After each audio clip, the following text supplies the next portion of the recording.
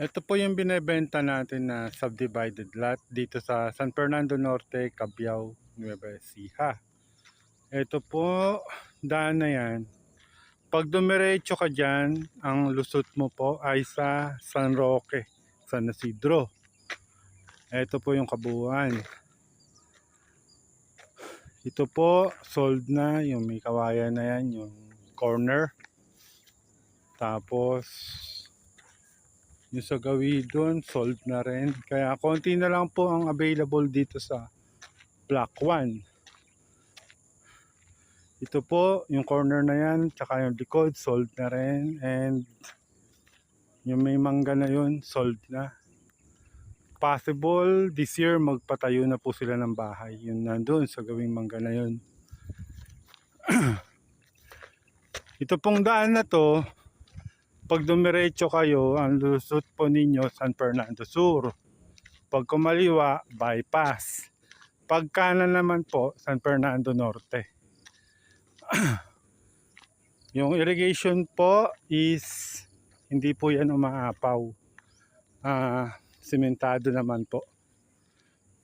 Kaya kahit na maraming bagyo dumaan, hindi yan umaapaw. Ito po.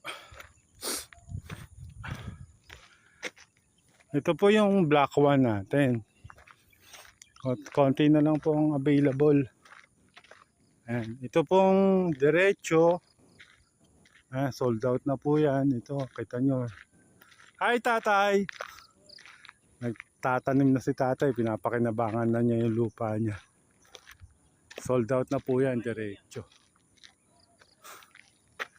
Ayan po. Yung connection ng kuryente is siguro mga 100 meter. Mula dito, mga 100 meter doon po. Ayan po. Pag dumiretso kayo dyan, may makikita kayo na water refilling station.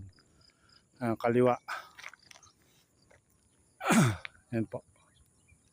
Ang ganda po ng lugar. Tahimik, presko. Kung gusto nyo pong magtanim ng gulay, katulad ni tatay, in the future po, magagamit nyo yung lupa. Call or text po 0999-532-6517 or message lang po sa messenger. Bili na po kayo. Thank you.